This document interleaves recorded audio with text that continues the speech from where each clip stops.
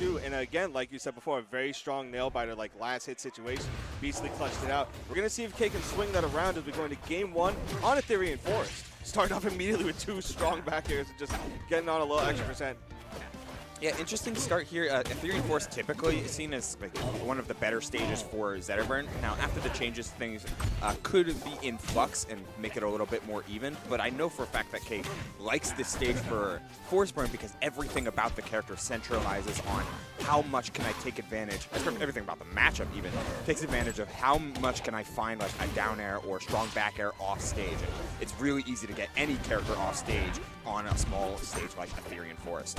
Yeah, there's no space to run away. You really do wind up scrapping a lot, but if it's one thing Zetterburn is good at, it is scrapping. He's got some great buttons, some great movement both in the air and on the ground. You see right there, Beastly taking the first stock. Yeah, Cake trying to chase down with a couple hitfall fairs, finds the down strong, but it's not going to do it. Oh, the pivot FK not going to land. Gets the parry on the fireball to get in. Another parry on the shine. That's a read on a couple timings. At like stock 1 of game 1, Beastly knows he's got to change things up if he's going to make sure he can put Cake in bad spots. That's crazy to me that they're already starting to adapt to one another's like options out the gate, stock 1, game 1, and it just goes to show like again the caliber of player that we're seeing on stage right now.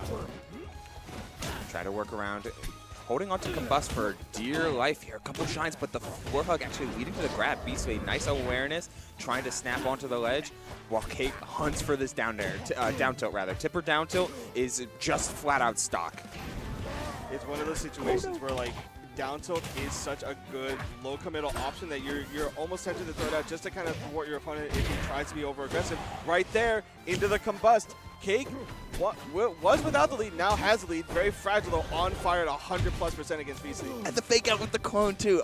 If there's anything that Cake can do well, it's manipulate the macro situation, and macro and micro situation that he's in. But Beastly is just so good at the initial response to these feints and to these bluffs from Cake. He's just so good at making sure that he's always counter-punching in just the right ways to keep himself to keep this game rather even, because we know Zetterburn, once he gets that throw, he can start to explode. The quick back air from Cake, setting up an initial edge guard, but Beastly fires back in turn. A little overcommitment there on the Cake forward strong. Wound up getting Cake a good 60%, but this edge guard could just spell curtains for the entire game if he can close it out. Fine. Wow. Oh, goes for the up strong. Interesting mix-up, but doesn't kill Beastly. One last chance to close it out. Second lease on life. And with a character as explosive as Zetterburn, it could be just that one little bit. Oh, wanted the up air, down air combo to try and reset this situation. We're both going back, finds the forward throw in the corner. It is in it. No purple, doesn't need it. Closing down the stock after a very, very scrappy affair. Both sides kind of whiffing on idealized combos that would set up for the stock, whether it be between good DI or bad spacing. Whatever it be, it ends up in an absolute slugfest. But the best thing about Zetterburn is that you always have the advantage in those spots. I do appreciate the awareness there as well as we go into game 2 here on Tempest. The awareness that he was going to be directly on top of Cake when that up B ended so that he could actually follow the tech option and go for that grab at the corner like he did before. Cake just throwing out a ton of forward, just trying to get some percent, maybe break out of that CC percent, because that is super big. Double down air, gonna send off stage, gets another forward just to reset it. Yeah, one more backer. This is no resources. Has to go for a deep down B. Oh, Cake double down air. It's a lot of damage and a lot of value, but Beastly still just holding on. Cake barely whiffing on a couple opportunities, and if you're not taking that stock, you are being sent into the high corner. Luckily, that is going to Galaxy. That is going to close down stock number 1. Cake in a very, very dominant fashion, holding down on this, basically a favorite of his counter pick. Like, if he's allowed to go here, he's making sure that this is his counter pick every single time. Game 2, and we're already seeing empty hops being introduced into the layers of mix-up from CakeAssault there. That's a little empty hop grab, and that's just another layer that Beastly has to respond to. Again, holding shield a lot just means you're gonna get grabbed, and Cake's gonna be aware of that, and he's gonna take full advantage. 34% on another edge guard sequence already starting up. Holding shield for dear life. The pressure that CakeAssault emits just from standing in front of Beastly. Insane. Oh, reverse bear? I thought we were going to see like reverse bear into a down air kind of situation. Speaking of down air, yep, yeah. Down air, down strong. So these, I talked about it earlier, like Cake is a really big fan of this stage when it comes to counterpicking with Forsburn. We're seeing every reason why. The low platforms are so easy for Force to shark with things like dash attack and up tilt, but the high platforms are just as easy to get to with a quick double jump at Waveland. Forsburn can get onto these platforms incredibly smooth and apply such layered pressure with his already insane plat drop game, allowing the higher platforms, I mean, you get like plat drop dares and many different timings. And we're Cake is mixing in every possible mix-up that these platforms can offer. He just let it rip right there, like you said, adding in mix-up upon mix-up. He wanted to bounce. He wanted to get something a little snazzy there. He's up 3 stocks to 1. I can understand why too. He wants to admit some kind of like aura of dominance right now. Like the first game was kind of cute. Last stock, last hit. Game 2, a completely different story. Yeah, very much in the favor of Cake, and he doesn't even want to lose this stock. He wants to keep on riding with this. Oh, with this flow state, this momentum, trying for the moonwalk flat drop. No dice. Oh no! Wow. The shine takes out the smoke cloud, and Cake does lose the first stock, and a quick 26. I mean, Beastly isn't out until the game says game, but that forward air right there is going to actually spell the end of game 2. Yeah. Cake didn't want it to get too out of control there. He got up smash, and he was like, okay, 26? No, I can't do this anymore.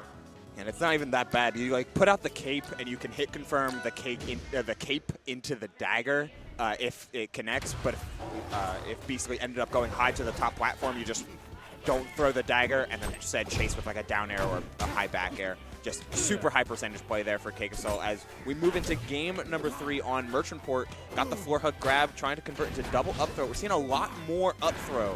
It recently did get buffed to help the angle on it, which doesn't usually matter for DI out, but you can layer it in with a bunch of different mix-ups and different quick reactions to try and force that DI in and really get started, especially on fast fallers.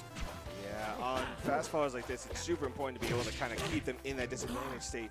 And a character like Zetterburn, you want to make sure that they cannot get themselves started back up again. Once they're in the corner and once you start pressuring them, you need to be able to keep that pressure going. Because once they're able to reset neutral and get themselves going and apply their pressure, it's so much more difficult for you to get out of that situation. Right now, we're seeing it 111% already on CakeAssault. This stage, honestly, pretty good for Zetterburn. The upper plats and the mid plats are great for movement in general, downbeat flips, recovery mix-ups. Makes Zetterburn's off-stage game a little less devastating. But it doesn't matter when you're just going to go out there and get the back air anyway. 2 stocks. I thought he was going to be on stage to cover the high recovery again, but and so did Beastly, I guess, as he went for the downbeat try and get that double jump back. 100% agree with you, Akashi, though. Like, this stage is really, really good for general movement-based game plan in general, but the added off-stage mix-ups and recovery mix-ups is only going to help Zetter even more, especially with those larger off-stages. That means he's going to get more chances at those recovery mix-ups to survive even longer. That's a hell of a mix-up. Just going right in with the downbeat, and it's working out in favor. Missing the up throw sweet spot, though. Ooh, wakes up with a button. Big risk, but it paid off. Oh, 2 for flinching on the clone there. I've always said, if you flinch, that's your stock. 131, Cake, bit of a fragile lead against a character like Zetterburn, but we can't underestimate like just how good Cake's defensive game is. We saw it earlier in the set with Lucius. We're seeing it again right here. Clone out, activating which one's the real one? There he is. Finds one sweet spot there, has to go for a super long recovery route, does so successfully, barely missing the punch. Beastly off the mark on a couple of openings, and now the forward air train rides through, going all the way across the stage, trying for an empty lane mix, but no dice, missed the tech on the platform, but Zetter can cover all that anyway. Beastly playing on the mark and trying to get on the money, double shine up strong. This is still converting. Remember, Forsburn's a fast faller too and is susceptible to all of these conversions. He's taken 81 and climbing off of 1 conversion. Oh, he went for it again. He went for the double flare off stage. He saw that air dodge and he was like, I can get there. Dash attack. The mix-ups are plenty, and they keep going. Akashi could be one more forward air. It could come right here, or Cake plays off the ledge so well. Neutral get up in that opportunity. Has a chance for dash attack. Forward air. Looks for reverse back air, but misses. Gets the jab onto the up tilt downer reset. Not going to be able to convert into anything though. It's higher percent. One up air, not gonna do it at 153. CakeAssault stays alive. Merchant Force crazy. We're Comes scrapping down it. with a downer. That's a, What a down strong. That It works. kills It works. The down strong to the wave dash out, full dash. We're getting all of that space and still finds the down strong as Beastly chases down. In those high pressure situation, what does Zetterburn want? Scrambles, and Cake doesn't let him initiate in the very last moment. I'm mad that he just took his sip of water like that was just no big deal. Like, Oh, yeah, of course. Oh, yeah, high pressure, 150% situation. Any of my mistakes could have just been death. Yeah, no problem. I mean, I don't pop off mid-set. You were just saying, like, Cake's defense is so refined. He knows exactly how to punch, counter-punch, and get out of bad spots, and as well as turn them. He just knows when is the best time to throw a haymaker like that. Absolutely. And we're now 2-1 in game number 4. Oh, some more up throw shenanigans. Gets the up throw dash attack. Set up for the down strong. Beastly missing the punish on the parry. That could have been a lot out of shield. Instead, we're on Hyperborean Harbor, which, I mean, typically it's a pretty solid, like, explosive stage for Zetterburn, and I understand going here in a lot of facets, but without any resources and with a very susceptible off-stage game, like, Cake knows how to poke out at these timings. Beastly kind of falling behind the 8-ball yet again in this game number 4.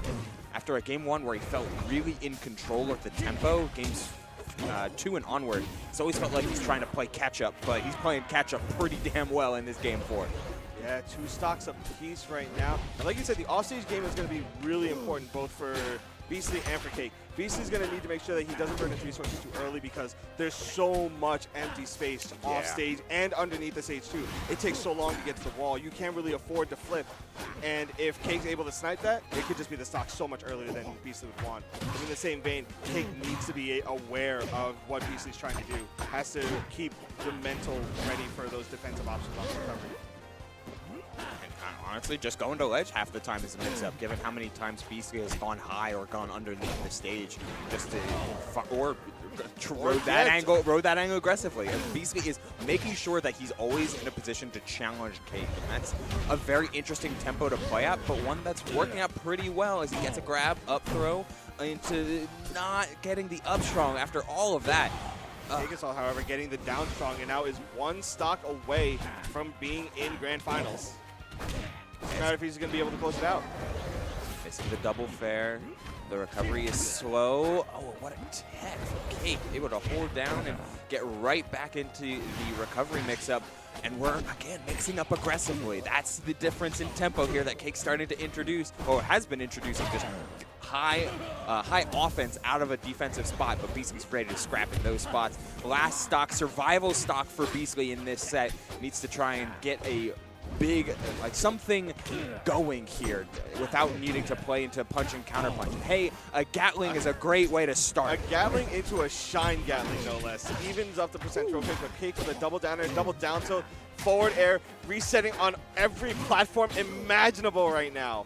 100% now on Beastly from what was even percent. Oh my god! Reverse bear into the down air and the poke there too. Not going to be able to get there. Wait. No, it's not enough. That's it. And Cake 3-1. Going to be moving into Grand Finals. That is a perfect example of the recent Zetter nerfs coming into play. The recent changes to the down special is that it takes longer every time you use it to get your double jump back when canceling it after so long, just depending on that downward distance. Beastly used it the first time, got intercepted by a soft bear, but Beastly's only recovery route was to do it again, and if you do it again, you're too low. Changed the dynamic on all of that recovery, and Cake knew he didn't have to do a thing in order to complete that game. Excellent stuff from CakeAssault, who once again reaffirms his position as one of the best defensive and opportunistic players in Rivals Aether 2 right now, and there's a reason he's leading the R2C